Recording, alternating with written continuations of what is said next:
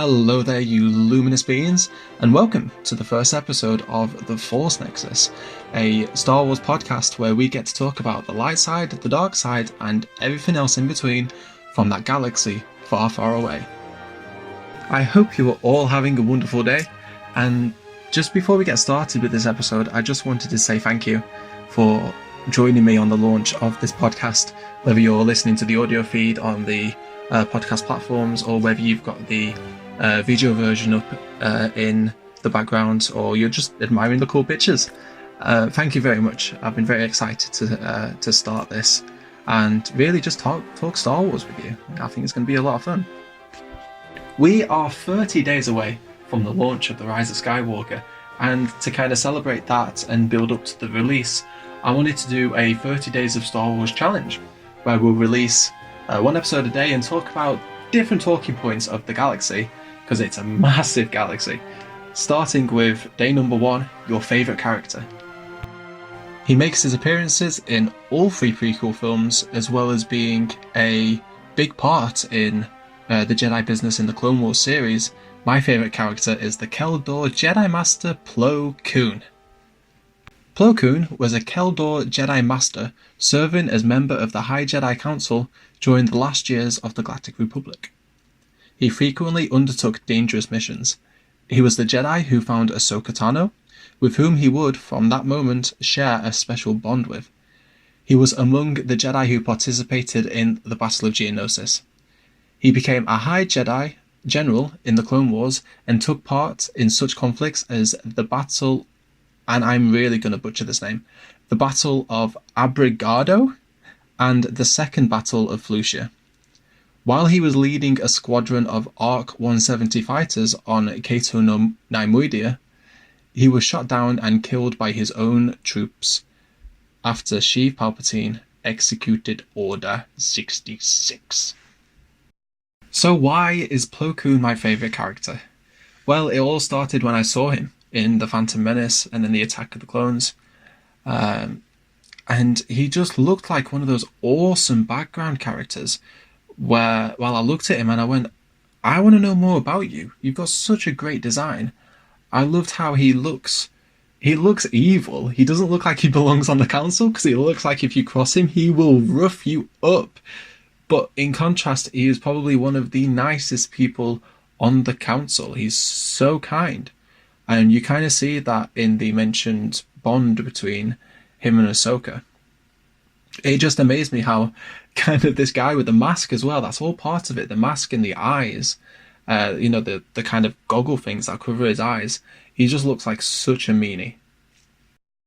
Another reason why I really like Plo Koon, and he ended up being one of my favourite characters, is that he is, from what I can see, other than Obi-Wan, Ahsoka, and Anakin, he is one of the first Jedi, say the first background Jedi, that we see who actually values the importance of these clone troopers. He dedicates the entire episode to essentially saving them from the abandoned escape pod that they're in. They lost their entire fleet whilst tracking down the Malevolence in, I think it's episode 2 of season 1. And it's only himself and 3 clone troopers in the escape pod that survive the entire ordeal. All the clone troopers believe that they have been bred for one purpose, and that's war. Whilst that may have been true behind its creation, all the Jedi, they seem to eventually warm up to the idea of these clone troopers working with them, which would make sense given that Jedi respect all life, or they're meant to anyway. But we first see that through the lens of Plo Koon, and to me it's so heartwarming. It's really sweet to see. I mean, there's a quote between a little bit of dialogue between Plo Koon and Clone Sergeant Sinker in that very episode, where Plo Koon says, "Sergeant, why are you so certain no one is coming?" "We're just clones, sir. We're meant to be expendable." "Not to me." And we get to see throughout the series, all the seasons of the Clone Wars, that is a sentiment that he carries through with him up until the very end. You see him partake in many battles, like we said, of the Abergano, I think that was the name, and the Battle of Fallujah. Everywhere he goes, he's got that very strong leadership sense.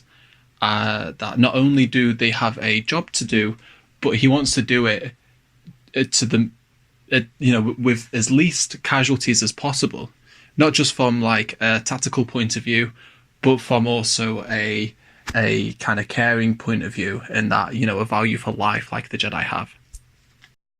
So moving on down the seasons a little bit in the Clone Wars, there's another really, really important part in his story. It's not directly linked to him, but it follows the arc. And if you haven't seen it right now, I apologize for any spoilers, but it's the arc where Ahsoka leaves the Jedi Order. Now, I'm not going to go into too much detail because it's an amazing arc. You really should give it a watch if you've not seen it.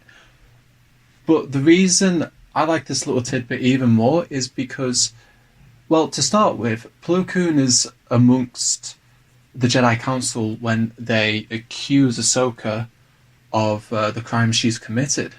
The evidence is against her, and it seems that Plo doesn't want to believe it, but there's no other evidence. The evidence all points towards Ahsoka. So reluctantly, and it's even mentioned when Yoda's giving the sentence, is that it is not a unanimous decision. He has to go along with the council as a group decision, but not everybody is like set on this. I'm assuming that Plo must be one of them, having been the one that has such a strong connection with Ahsoka and the one that found her in the first place. I wouldn't think that he would, accuse Ahsoka of any of these crimes based on her character. But she comes back, her not to the Order, but her name is cleared, and she's given the chance to rejoin. And now, it kind of makes me a little bit sad just thinking about it, but she turns them down. And and as she's walking away, Anakin runs off after her to try and talk to her.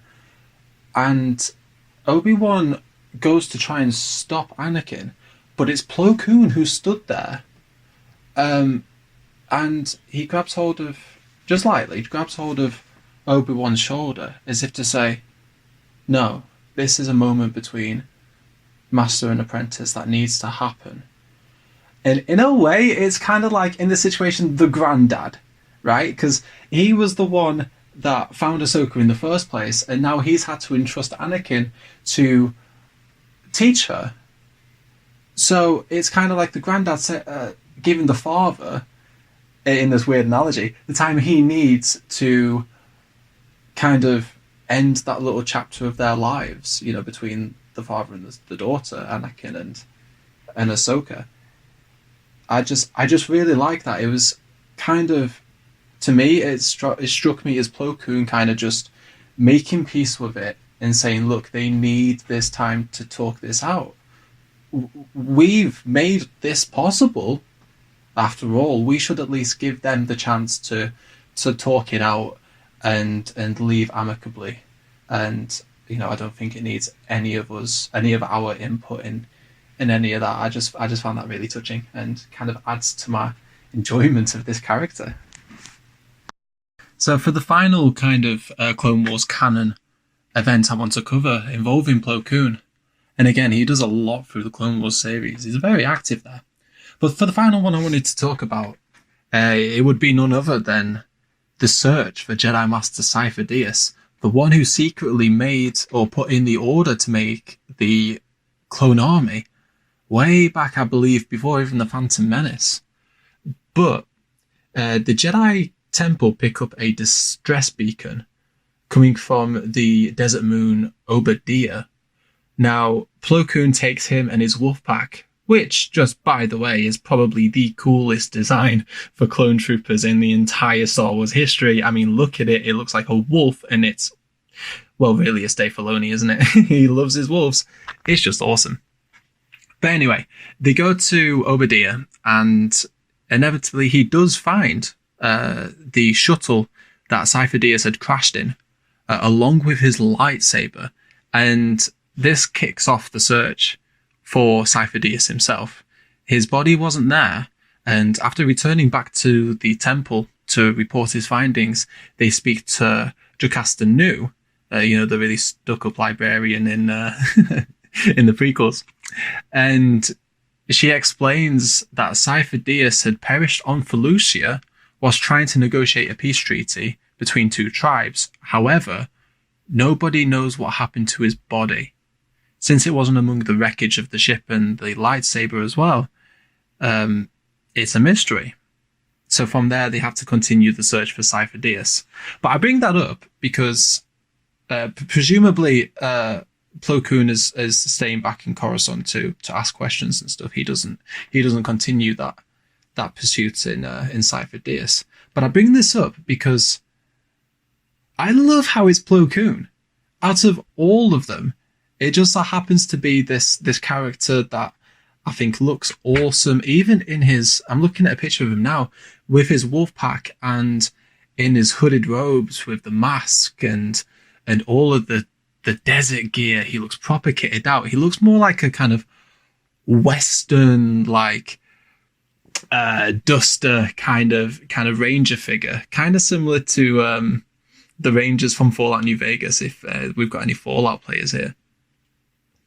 But I just love how he is given the task to not hunt down, but kind of find out what happened to this really important figure in the Clone Wars that pretty much partly kicked off the war.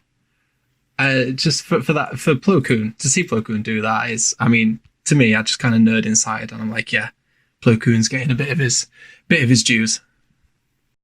So really, to summarize, it just comes down to the fact that this character, for me, from the early prequels, always looked strikingly cool.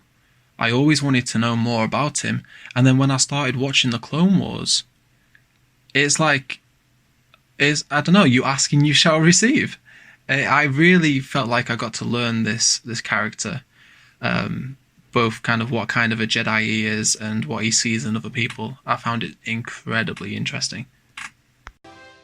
Well, you luminous beings, that would bring us to the end of today's episode, the first episode of 30 Days of Star Wars leading up to the launch of Rise of Skywalker, and also the first episode of the Force Nexus itself. If you've made it this far and you've kept listening, thank you from the bottom of my heart. It means a lot, and I'm so excited to start this journey into a larger world. We'll be kicking off day 2 of 30 Days of Star Wars tomorrow with my favourite Jedi. Now you might be thinking to yourself, hold on a minute. Plo Koon is indeed a Jedi, and you are correct, but there is another Jedi who, in the terms of Jedi-ness, tops it for me, and we'll discuss all of that tomorrow in the next episode. If you'd like to come join the conversation or get reminded when this episode drops, you can follow us on social media pages at TFNSW Podcast on Facebook, Instagram, and Twitter. Don't forget, you can get the podcast on Spotify, Anchor, and I'm also still kind of looking into other podcast platforms, but I shall announce them as they're sorted out. Don't forget, we're also on the YouTube channel, so if YouTube's more your thing, go ahead and give us a subscribe over there. And again, thank you so much for listening to the first episode, and may the Force be with you all, always.